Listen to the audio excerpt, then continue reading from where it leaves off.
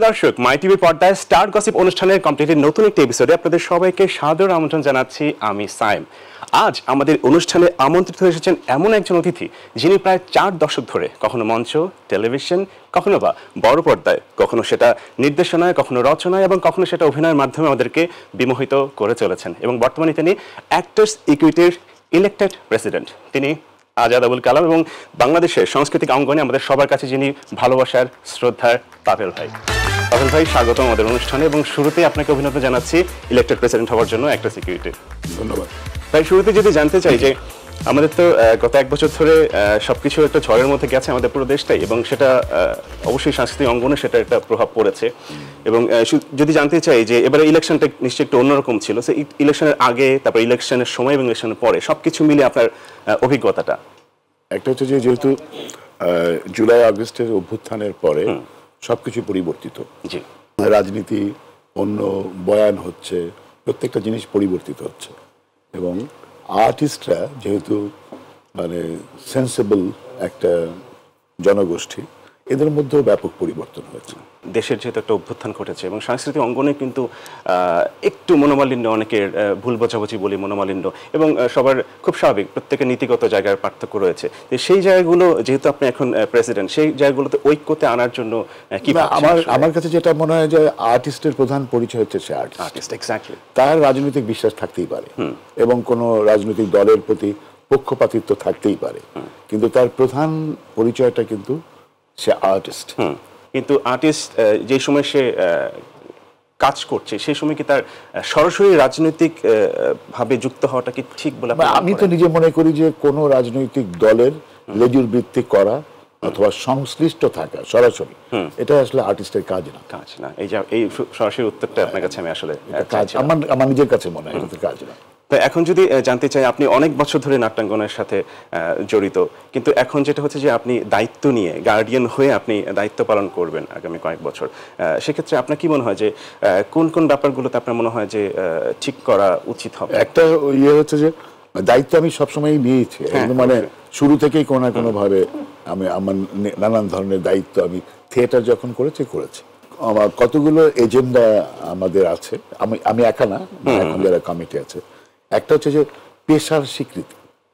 অভিনয় যে একটা পেশা, এটা কিন্তু বাংলাদেশের স্বীকৃত না।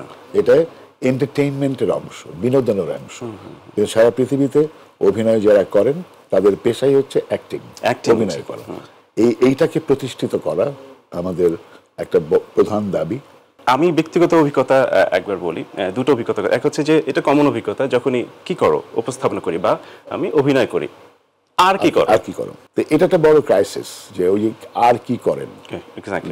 এটা আসলে যুগ যুগ ধরে হয়ে আসছে, যেহেতু এটা পেশা হিসেবে স্বীকৃতি পায়নি। গত কয়েক বছরে মানে ফেসবুকে অনেক জায়গায় লেখালেখি করতে দেখা যায়। এখন অনেক শিল্পীরা ডিরেক্টর লেখালেখি করে যে একটা সিন্ডিকেট হয়ে গেছে, বিভিন্ন অভিনেত্রীদের সিন্ডিকেট হয়ে গেছে, ডিরেক্টরদের সিন্ডিকেট হয়ে গেছে, এবং বলে যে ডিরেক্টর বলে যে এখানে আমার নেওয়ার কথা ছিল, আমার কিছু করার নেই, উনি বলেছেন ওনাকে নিতে, বা এমন কিছু একটা আর কি। তো এই ব্যাপারগুলো আসলে সলিউশনটা কি হতে পারে? এখন হচ্ছে কি, আমাদের দেশ সিন্ডিকেট সব জায়গায় আছে। ধরেন আপনি ডাইরেক্টর, আপনি পছন্দ করেন আমাকে, এখন আপনি আমি মিলে যদি সিন্ডিকেট হয়, এটাকে বলে কাজের স্বাচ্ছন্দ্য বলে। এটা কিন্তু আমাদের এখানে যেটা হয় কি যে কখনো কখনো খুব দৃষ্টিকটু পর্যায়ের চলে যায়, সিন্ডিকেশন হয়। যারা প্রডিউসার তারাও বলবে এদেরকে নিয়ে কাজ করেন, আবার টেলিভিশন চ্যানেলস অথবা ইউটিউব চ্যানেলস তারা বলবে যে এদের নিয়ে কাজ করেন। এই যে এক ধরনের মানে সিন্ডিকেশন, এটা আসলে কাউকে বঞ্চিত করে, কাউকে হয়তো এক ধরনের সাময়িক একটা রিলিফ দেয় অথবা কাজের অবস্থা তৈরি করে কারোর জন্য, কিন্তু বড় একটা অংশকে বঞ্চিত করে। কিন্তু এটার কি কোনো সমাধানের উপায় রয়েছে বলে? সমাধানের উপায় হচ্ছে যে এই যে টেলিভিশন চ্যানেল যদি না বলে যে না আমার এদেরকে দরকার, এজেন্সিসগুলি যদি না বলে, তারা যদি ইন্টারফারেন্সটা কমিয়ে দেয় যে আপনি এটা একটা ক্রিয়েটিভ জব, আপনি যেভাবে করবেন আপনি করবেন, আপনার কাকে দরকার সেটা আপনি জানেন, এইরকম একটা জায়গায় না গেলে এটা এই সিন্ডিকেট ভাঙবে না। অনেক ক্ষেত্রে কিন্তু অভিনেতা বা অভিনেত্রী যে ওই পার্টিকুলার নাটকের জন্য শক্তিশালী অবস্থানে রয়েছেন, মানে ক্যারিয়ারের দিক থেকে, উনি কিন্তু বলেন সেক্ষেত্রে সে হচ্ছে সিন্ডিকেটের একটা বড় স্টেক হোল্ডার। সে চায় যে এই মানুষগুলোর মধ্যেই সে সীমাবদ্ধ থাকতে, এদেরকে নিয়েই কাজ করতে চায়। এখানে স্বাচ্ছন্দ্যের একটা ব্যাপার অবশ্যই আছে, কিন্তু এই যে আমরা শুধু এদের নিয়েই কাজ করব, সারাক্ষণ এদের নিয়েই থাকবো, এটা একটু একটু হীনমন্যতারও বিষয়। ভিউয়ের এক ধরনের নাটক ভাইরাল হবার একটা হচ্ছে যে কাজ হলো, সেটা ভাইরাল হলো আলাদা ব্যাপার। এটা হচ্ছে যে টার্গেটই হয় যে এটা ভাইরাল করতে হবে, এই সিকোয়েন্সটা ভাইরাল করতে হবে। এই যে ভাইরাল করা একটা কম্পিটিশন, এবং সেই ক্ষেত্রে আমরা যারা আপনাদের যে নাটকগুলো দেখেছি, যে আর্টিস্টিক যে নাটকগুলো, যে এইটা যে কম্বিনেশন করে একটা জায়গায় আনা, এটা কি কোনো প্ল্যান রয়েছে? এটার চেষ্টা যে কারো কারো নাই তা না, কেউ কেউ হ্যাঁ এটা একটা গর্দালিকা প্রবাহ আছে ভাইরাল করার জন্য, কন্টেন্ট ভিউজ, যেটা ভিউ হ্যাঁ এটা এটা একটা ট্রেন্ড। এটা সময় এক একটা জিনিস দাবি করে, সময় কিছু জিনিস প্রডিউস করে। এখন এটা আপনার একটা বাণিজ্যের ব্যাপার আছে এখানে, এখানে ভিউর সাথে অর্থনীতির সংযোগ আছে। তো অর্থনীতির বাইরে তো কোনো কিছু না, না অবশ্যই না, অবশ্যই। কিন্তু এটা কেন আপনার কাছে এটা প্রশ্ন মনে হচ্ছে, আর কেউ প্রশ্ন তুলছে, সেটা হচ্ছে যে এটার মধ্যে একটা দৃষ্টিকটু ব্যাপার আছে। হ্যাঁ, এই ভিউ এর নামে যেমন এমন অনেক কিছু। এখন একটা খুব সোজা হিসাব, আপনি রাস্তা দিয়ে হেঁটে যান, এই হেঁটে যাচ্ছেন আপনি, অথবা এখানে কাঁধে একটা বানর নিয়ে হেঁটে যাচ্ছেন, কাঁধে বানর আপনার থেকে বানরটাকে বেশি দেখবে। আবার বানরটা যদি নেমে যায় কাঁধের থেকে, আপনি হাঁটছেন, তখন কিন্তু আপনাকে দেখবে, আমার ভিউ কমে যাবে। হ্যাঁ, তো এখন ব্যাপারটা হচ্ছে যে মানে whether you carry a monkey or not. এখন এটা আপনার নৈতিকতার সাথে জড়িত আছে, এটার সাথে আপনার টেস্ট, রুচির একটা সম্পর্ক আছে, যে আপনি কোথায় যেতে চান। যেমন অনেকে কথা বলে, আমি দু একটা ইন্টারভিউ দেখলাম, যে আমার কাছে মনে হয় এই কথাটা সে কোথা থেকে শিখেছে, পরিবার তাকে এটা শেখায় নাই।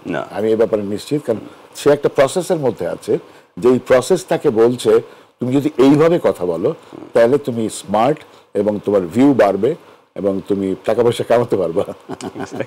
এটা খুবই মানে কি বলা যায়, এটা একটু কুরুচিপূর্ণ মনে হয় আমাদের। ভাইরালের কারণে অনেক এমন কিছু ভাইরাল হওয়ার জন্য ইন্টেনশনালি অনেক এমন কিছু ডায়লগ পুশ করা হয়, যেগুলো আসলে ওই মুহূর্তের জন্য দরকার ছিল না। সেক্ষেত্রে আমরা এখন যে অ্যাক্টর সিকিউরিটি যে সদস্য রয়েছে, এটা কি কোনো মানদণ্ড কি ঠিক করা আছে, যে এই ধরনের কোয়ালিফিকেশন থাকতে হবে? মানদণ্ড ধরেন অ্যাক্টর সিকিউরিটি বললো যে অভিনয়টা এরকম হলে ভালো, কিন্তু এখানে কিন্তু একা অ্যাক্টর সিকিউরিটি জড়িত না। একটা বড় স্টেক হোল্ডার হচ্ছে প্রডিউসার, আর আরেকটা হচ্ছে যে যেখানে এটা প্রদর্শিত হচ্ছে, যেসব মিডিয়ামে এগুলো দেখানো হচ্ছে, তো অনেকগুলি ফ্যাক্টরস এখানে আছে। তো সেক্ষেত্রে আমার যেটা মনে হয়, যেটা অ্যাক্টর সিকিউরিটির একার দায়িত্ব না, এটা রাষ্ট্রেরও দায়িত্ব আছে অবশ্যই। যে আমরা যদি রাষ্ট্রের যদি সেন্সর বোর্ড থাকতে পারে, সার্টিফিকেশন বোর্ড থাকতে পারে, সেক্ষেত্রে একটা নীতিমালা থাকতেই পারে, যে আমরা কতটুকু পর্যন্ত যেতে পারি, কতটুকু বলতে পারি। আর সমাজটা তো মানে এটা নির্দিষ্ট চেহারা আছে, এই সমাজটা, এটা বাংলাদেশের একটা চেহারা আছে, যে এই এর কালচার, এই হচ্ছে এর কথা, এই হচ্ছে এর রাজনীতি, এর সৌন্দর্য এখানে, এই গান এটা, এর নৃত্য এটা, এই জিনিসগুলোকে আমরা যদি অ্যাড্রেস করতে পারি, এগুলোকে যদি নীতিমালার মতো করে এক ধরনের গাইডলাইন, আমি নীতিমালা বললে কি যেটা হয় যে অনেক সময় এক ধরনের সেন্সরশিপ আসে, অফিশিয়াল একটা ব্যাপার মনে হয়, বেশি অফিশিয়াল মনে হয়, যেটা গাইডলাইন থাকলে ভালো, এবং সেটা অবশ্যই রাষ্ট্রীয়ভাবেও হওয়া দরকার আছে। সেক্ষেত্রে আপনার কি মনে হয় যে দর্শকরা কি চায় আমরা সেটা করবো, না আমরা আমাদের মতো করে তৈরি করে দেখাবো সুন্দর জিনিস, যেটা দর্শক দেখবে? দর্শকরা আগে যেগুলো ছিল সেগুলো তো দেখতো, হ্যাঁ, তো এখন যেগুলো হয়, দর্শক অনেক ধরনের, অনেক কেউ আছে, যেমন যে ভাইরাল হওয়ার পিছনে অথবা কিছু জিনিস, ইউটিউবের কিছু জিনিস আছে, সেটার মূল দর্শক কিন্তু বাংলাদেশ না, বাংলাদেশের বাইরে যারা রেমিটেন্স যোদ্ধা, যারা বিভিন্ন দেশে থাকেন, যারা স্পেশালি মিডল ইস্টে, তারা এইগুলি দেখতে চায়। কারণ হচ্ছে তাদের কাজের বাইরে অনেকক্ষণ তারা কাজ করেন, কাজ করার শেষে আবার রান্না বাড়া করে খেতে হয়, কাজ ওই অল্প সময়ের কিছু জিনিস দেখতে চান, দেশি জিনিস। সেক্ষেত্রে তাদের কাছে এইটা অনেক এন্টারটেইন, এবং কিছু কথা, কিছু জিনিস যেটা তাকে কিছুক্ষণের জন্য একটু উত্তেজিত করে মানসিকভাবে, যে মজা পায়। তো এই মজাটা মানে তার মানে হচ্ছে যে মেইন এই কন্টেন্টগুলির হচ্ছে দর্শক হচ্ছে আসলে বাইরে, আমাদের দেশেরই, কিন্তু যারা দেশের বাইরে আছে, দেশেও কিছু লোক আছে যারা হচ্ছে অল্প কিছু দেখে এন্টারটেইনড হতে চায়। ভাই, আরেকটা জিনিস জানতে চাইবো, যে এই দেশের এই পরিবর্তনের সাথে সাথে কিন্তু আমাদের মঞ্চপাড়া একটা বড় ঝড় হয়েছিল। এখন মঞ্চপাড়াটা যদি বলেন, মঞ্চপাড়া যেটা হচ্ছে আমাদের দেশের মঞ্চ বলতে যেটা বুঝায়, এটা খুব দুঃখজনক যে এত বড় জনগোষ্ঠীর দেশ, আবার যদি বলি রাজধানী ঢাকা শহর, এই ঢাকা একটু ভাইব্রেন্ট কিছু কাজ হয়, কিন্তু সেটাও মানে আপনি থিয়েটার যদি করতে চান, সেটা জায়গা 2-3টা এই এত বড় শহরে একদম এবং তাই, কাছাকাছি একদম 1 কিলোমিটারের মধ্যে হ্যাঁ, শিল্পকলা একাডেমি আর বেইলি রোডের একটা হল। তো এই যে আমরা আসলে বোঝাতে পারিনি, অথবা এটা আমাদের ব্যর্থতা, রাষ্ট্রের ব্যর্থতা, যে থিয়েটারের সাথে সংশ্লিষ্ট থাকা দর্শক হিসেবেও, যে এটা একটা পার্ট অফ কালচার, যে আমি থিয়েটার দেখি। কারণ থিয়েটার অনেক কিছু কন্টেন্ট করতে পারে একসাথে, সে আর্ট কালচারের অনেক কিছু যেমন কন্টেন্ট করতে পারে, কন্টেম্পোরারি পলিটিক্স, দেশের রাজনীতি, বিশ্ব রাজনীতি, ইতিহাস, এগুলো অনেক কিছু একসাথে কন্টেন্ট করতে পারে, যেটা অন্য মিডিয়ামে অত সহজে না। কিন্তু এটা যে দেখা দরকার, এটা পার্ট অফ কালচার, যে আমি দেখবো, থিয়েটার সংশ্লিষ্ট থাকবো, দেখা মানেও একটা সংশ্লিষ্টতা, সেই জিনিসটা হয় নাই। এটা দুই পক্ষেরই ব্যাপার আছে। রাষ্ট্রের পৃষ্ঠপোষকতার জায়গা থেকেও সমস্যা হয়েছে, আবার যারা আমরা এই প্র্যাকটিসটা করছি তাদেরও কিছু খামতি আছে, যে আমরা একটা জায়গা পর্যন্ত যেতে পারি না। আমি যতদূর জানি যে আপনার তো এই মঞ্চেই কাজ করার প্রথম ইচ্ছে ছিল না। এটা আসলে এটা তো আসলে বলা মুশকিল। আপনি ছোটবেলায় একরকম চিন্তা করেন, বাবা মামারা আরেক রকম চিন্তা করেন, পাখির মতন ছেলেকে এই বানাবা ওই বানাবা, আর বাচ্চা বয়সে কি হয় সে তো ডিসিশন নিতে পারে না। আমি তো ছোটবেলায় আমার মনে হয় যে এই 3 দিন ভাবতাম এইটা হইতে হবে, তারপরের দিন ভাবতাম না এটা না ওইটা হইতে হবে। তো এই ডিসিশনগুলি তো আসলে নেওয়া যায় না। এবং আমি যেহেতু মানে প্রায় কৈশোরে আমি আসলে থিয়েটারে ঢুকে পড়েছি, ঘটনা চক্রেই ঢোকা। আমার এক বন্ধুর প্ররোচনায় আমি নাটকের দল আরণ্যকে ঢুকে যাই, এবং ওখানে থেকে যাই। সেটাও কিভাবে করবো না করেও থেকে যাই, এবং সেখান থেকে এক সময় দেখা গেল যে অভিনয় করা, লেখা, ডাইরেকশন, এগুলোর সাথে আমি ইনভলভ হয়ে যাই, একদম ঘটনা প্রবাহ। কিন্তু একটা হচ্ছে বন্ধুর প্ররোচনায় আসলেন, কিন্তু কখন আপনি টের পেলেন যে আপনি মঞ্চের প্রেমে পড়েছেন? না, এটা হচ্ছে যে আমি বছর খানেক পরেই মনে হলো যে এই কাজটা আমি করতে পারি। তখন আমি পড়তাম, আমি যে ডিসিপ্লিনটা আমার ছিল সেটা হচ্ছে সাংবাদিকতা। পড়াশোনা আমার সাংবাদিকতা, গণযোগাযোগ ও সাংবাদিকতা বিভাগ। কিন্তু তখন আমি বুঝেছি যে আমি সাংবাদিক হতে পারবো না। কারণ হচ্ছে বিকেলবেলা সংবাদপত্রের লোকজনের বিকেলবেলা কাজটা বেশি থাকে, আর আমি একটা থিয়েটার দলে বিকেলবেলা কাটাই, সেটা 1 বছর 2 বছর হয়ে গেছে প্রায়। তখন আমার মনে হচ্ছে আমাকে এটাই বোধহয় করতে হবে। এই আমি যদি বলি ওভারঅল পাভেল ভাই তার এই যে ক্রিয়েটিভ এই ক্যারিয়ারটা আপনি কি ক্যালকুলেট করে গিয়েছেন, নাকি যখন মন যা চেয়েছে সেটা করেছেন? কখনোই ক্যালকুলেট করি, কখনোই না, এখনো না। না, আবার আমি যখন কাজ করতেই থাকি, এই যে খুব যে প্ল্যান করা অথবা দিন ধরে ক্ষণ ধরে হিসেব নিকেশ করে, সেটা আসলে আমি কখনোই করি নাই। আমি নাটক করি, অভিনয় করি, আমার বাবা বিশ্বাস করতে চাইতো না, কারণ যেহেতু আমার স্ট্যামারিং ছিল। তো আমার বাবার এই ধারণা ছিল যে নাটক করে মানে তো কথা বলে কিভাবে, ও তো নাটক করে তো ঠিকঠাক কথা বলতে জানতে হবে। তো এটা কিন্তু আমাকে থিয়েটার শিখিয়েছে, যে এটা কিভাবে যেন আমি একসময় বুঝে গিয়েছি যে স্ট্যামারিংটা কিভাবে দূর করা যায়। এটা কিন্তু আমার থিয়েটারের শিক্ষা। অনেকগুলি শিক্ষা আছে থিয়েটারের। একটা বড় শিক্ষা আছে যে 7টার সময় প্রথম বেলটা বাজবে, দরজাটা খুলবে, নাটক শুরু হয়ে যাবে লাইভ। হ্যাঁ, যে আপনি কোনো এরর করতে পারবেন না, এবং একদম জীবন্ত মানুষের সামনে জীবন্ত মানুষ অভিনয় করবে। এরকম অনেকগুলি ডিসিপ্লিন সে শিখে ফেলে থিয়েটারে। তো যার ফলে হচ্ছে যে ওই যে আমি বললাম যে কোনো হিসেব নাই, কিন্তু তারপরেও এইরকম কতগুলি ডিসিপ্লিন আছে যেটাকে আমি যদি হিসাবের অংশ ধরি, সে তার মধ্য দিয়ে আমাকে যেতে হয়েছে।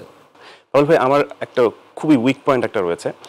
আমরা মাঝে মাঝে যখন টিভিসি বা আরডিসি ভয়েস দিতে যেতাম, তো তখন ভয়েস যখন এই মুহূর্তে কাজ করতে পারছে না, বা ওই দিন হয়তো বা ভয়েসটা দিতে ভালো ইচ্ছা, তখন আপনার ভয়েস শোনানো হতো যে পাভেল ভাই আজকে ভয়েস দিয়ে গেছে, এই ভয়েসটা শোনো। তো এই যে ভয়েস ওভার দেয়া, এটা কেমন আপনি? এটা খুব অদ্ভুত ব্যাপার। এটা কিন্তু এটা আমার কাজ না, এটা আমি যে কখনো করবো এরকম আমি ভাবি নাই। কিন্তু স্পিচ নিয়ে যেহেতু আমার সমস্যা ছিল, আমার আগ্রহ ছিল অনেক, যার ফলে স্পিচ নিয়ে যারা ভালো বোঝে তারা কথা বললে আমি শুনতাম। এবং একটা জিনিস আমি বিশ্বাস করতে শুরু করলাম যে অনেক মুখের চেয়ে কম ইম্পর্টেন্ট না কানও খুব ইকুয়ালি ইম্পর্টেন্ট। আপনার কান শিক্ষিত কিনা, আপনি ঠিক মতো শুনতে পান, কি শুনছি বুঝতে পান কিনা, এই যে পার্থক্য শব্দের মধ্যে, বাক্যের মধ্যেও, যে একটি শব্দ এদিক সেদিক হলে কি হয়, অথবা কোনো একটা শব্দ যদি বেশি এমফ্যাসিস দেওয়া হয় বাক্যের একরকম অর্থ হয়, আবার যদি অন্য একটা শব্দকে বেশি এমফ্যাসিস দেওয়া হয় তখন বাক্যের আরেক অর্থ হয়। এগুলি নিয়ে আমার খুব ঘাটাঘাটি ছিল, কিন্তু সেটা যে মানে এই ধরনের প্রফেশনাল কাজে লাগবে সেটার আমার কোনো টার্গেট ছিল না। এটা হলো হচ্ছে আমি একদিন একটা স্টুডিওতে গিয়েছে আসলে এমনি অন্য কোনো একটা কাজে, সেখানে একজন ভয়েস দিয়েছেন একটা প্রোডাক্টের, তো কোনো কারণে ক্লায়েন্ট যে তার হয়তো পছন্দ হয়নি, তো ক্লায়েন্ট ওই রেকর্ডিস্ট যিনি ছিলেন ইঞ্জিনিয়ার তার সাথে কথা বলছে, তখন সে আমাকে বললো যে পারবে আপনি ভয়েসটা বলতে একটু। আমি কিসের এটা বিজ্ঞাপনে? আমি জীবনে পারবো না, এটা কিভাবে, আমি এই টেকনিকটা আমার জানা নেই। তারপরে দেন না, আমি আমার মতো করে দিই, সেটা যদি আমাদের পছন্দ হয় হলো, তো আমি ঠিক আমার মতো করে যেই অন্যরা যেভাবে দিতেন আমি আমি পারবো না। আর হচ্ছে এখানে একটা ব্যাপার হচ্ছে যে আমি কি বলতে চাই, কোন এটা কি প্রোডাক্ট নাকি এটা কোনো সার্ভিস, এটা কি, এটার উপরে অনেক কিছু ডিপেন্ড করে। তো ওই দিলাম, ওই যে লোকটা ছিলেন ক্লায়েন্ট, ও বলছে এটাই তো চাই আমি। এটা যে কি আমি জানি না। সেটা কি তাহলে হঠাৎ করে হয়েছে? হ্যাঁ, একদম হঠাৎ। স্টুডিওতে আমি অন্য কাজে গিয়েছি, কিন্তু আপনি কিন্তু একটা অন্য ট্রেন্ডস, এবং তারপরে আমার মনে হলো যে ওই তারপর দিনই আবার ওই স্টুডিও থেকে আমাকে ডাকলো যে আরেকটা ভয়েস। আমি দেখলাম হাই, আমি তো একটা খারাপ কাজ করে ফেললাম মনে হয়। একটা টাইম হয়েছে যে আপনার ভয়েস ছাড়া ভয়েস নিত না, মানে ওয়েট করেছিলেন যে পাভেল ভাই যখন টাইম দিবে ভয়েস। সেটা হয়তো এখনো আছে অনেকের ক্ষেত্রে। ভাই গত অনেকগুলো বছর ধরে সিনেমাতে কিন্তু আপনার সমান পদচারণা, নিয়মিত বিরতি থেকে সেই কীর্তন করা থেকে শুরু করে কাজল রেখা নিয়মিত অভিনয় করে গেছেন। সেই বড় পর্দায় অভিনয়টা কেমন উপভোগ করেন? বড় পর্দায় অভিনয় উপভোগ মানে অন্য অভিনয়ের চেয়ে একটু আলাদা এই কারণে, বড় পর্দায় হচ্ছে এক ধরনের প্রি প্রোডাকশন থেকে শুরু করে রিহার্স করা, এই করা ওই করা, এত যন্ত্রপাতির সামনে 4 বার 5 বার করে, মানে ওখানে বারবার এটাকে আপনি ভালোর দিকে নিয়ে যেতে যায়, এই সুযোগটা ওখানে অনেক বেশি। তো যার জন্য, এবং চ্যালেঞ্জিংও, যে আপনি অভিনয় করছেন, এটা কতটুকু পর্যন্ত যাবে এটা, এবং কেমন এটা আসলে ইম্প্যাক্ট করবে, একটু চ্যালেঞ্জটা বড়। হ্যাঁ। এবং চ্যালেঞ্জটা বড় হওয়ার কারণে আপনার ভেতরে আপনার প্রিপারেশনটা বড়, প্রস্তুতিটা বড় হয়। আমি যদি একটু জিজ্ঞাসা করি নাটকের মতো করে সিনেমা নিয়েও, যেহেতু আপনি সিনেমার সাথে একইভাবে জড়িত, মানে সবকিছু মিলে সিনেমার এখন কি অবস্থা বাংলাদেশের? একটু মনে হয় ভালো হচ্ছে, কারণ এখন দর্শকও সিনেমা দেখছে। বড় একটা সমস্যা হচ্ছে সাধারণ দর্শকের দেখার জায়গাটা কমে গেছে। তো হলের এই যে সংকট কমে যাওয়া এবং তার বিপরীতে সিনেপ্লেক্সের সংখ্যা বেড়ে যাওয়া, কিন্তু একটা লেভেলের দর্শক সিনেপ্লেক্সে এখনো আসবে না, কারণ হচ্ছে সিনেপ্লেক্সে খরচও বেশি। এখন কিন্তু সিনেমার কন্টেন্ট ওয়াইজ বলি, মেকিং এর জায়গা থেকে অনেক ডেভেলপ করেছে, অনেক নতুন চিন্তা এসেছে, কিন্তু এটা গণমানুষের কাছে যাওয়াটা খুব ডিফিকাল্ট হয়ে গেছে। আমরা একদম শেষ পর্যায়ে চলে এসেছি। আমি শেষ একটা প্রশ্ন করতে চাই। প্রত্যেকটা মানুষের জীবনে একটা লম্বা ক্যারিয়ার যখন চলে যায়, মাঝে মাঝে সে তার ইতিবাচক নেতিবাচক সবকিছু মিলিয়ে একটু হিসেব বলবো না, ভাবে যে কেমন ছিল জীবনটা। আমি যদি সোফার আপনার এই বয়স এবং পুরো ক্যারিয়ারটাও জিজ্ঞেস, সবকিছু মিলিয়ে পাভেল ভাই নিজের জীবন নিয়ে কতটুকু সন্তুষ্ট? এটা সন্তুষ্ট হওয়ার মতো কিছু হয়নি। আমি মনে করি না যে আমি খুব সন্তুষ্ট হওয়ার মতো কোনো কাজ করেছি। আমি খুবই সাধারণ মানুষ, আবার মানে খুব জীবনে অনেক কিছু করে ফেলেছি সেরকম আমার মনে হয় না, কিন্তু আমি চেষ্টা করেছি আমার সময়ে কাজ যেগুলি আমি কতটুকুই করেছি সিরিয়াসলি করার চেষ্টা করেছি, এবং মন দিয়ে প্রাণ দিয়ে কাজ করার চেষ্টা করেছি। ওই জায়গায় আমার এক ধরনের স্যাটিসফ্যাকশন আছে। সেটা কেমন সেটা তো আমি বিচার করতে পারবো না, বিচার করার লোক আলাদা, কিন্তু আমার জায়গা থেকে আমি সিনসিয়ারিটির পুরোটাই দেওয়ার চেষ্টা করেছি। আমার এফার্ট সবসময় সিনসিয়ার ছিল। আর সবশেষে আপনার মঞ্চ, নাটক এবং সিনেমার আপনার সকল দর্শক ভক্তদের জন্য যদি কিছু বলতে চান। একটা হচ্ছে সংশ্লিষ্ট হওয়া আর কি, মানে বাংলাদেশে এত মানুষ, তাদের ব্যাপারে আমার একটা যে আপনারা এর সাথে সংযুক্ত থাকেন। সংযুক্ত থাকা মানে হচ্ছে বিশেষ করে দেখা, হ্যাঁ, মানে মঞ্চ নাটক দেখা একটা পৃষ্ঠপোষকতা। অবশ্যই দর্শকই মূল পৃষ্ঠপোষক হচ্ছে নাটকের, মঞ্চ নাটকের। তারপরে সিনেমা হলে যে সিনেমা দেখা, এবং যেগুলো আপনার কাছে ভালো লাগে সেগুলোকে অ্যাপ্রিসিয়েট করা, এবং আরেকটা হচ্ছে ক্রিটিক হয়ে যাওয়া, প্রত্যেকটা জিনিস ক্রিটিক্যাল চোখে দেখা, মানে সমালোচনা, মানে পুঙ্খানুপুঙ্খানু আলোচনার জায়গায়, সমালোচনার জায়গা থেকে দেখা। থ্যাংক ইউ সো মাচ ভাই আমাদের অনুষ্ঠানে আসার জন্য। আপনি আরো অনেক বছর আমাদেরকে এভাবেই কাজ দিয়ে আমাদেরকে মুগ্ধ করে যান, এই কামনা করি। ভালো থাকবেন।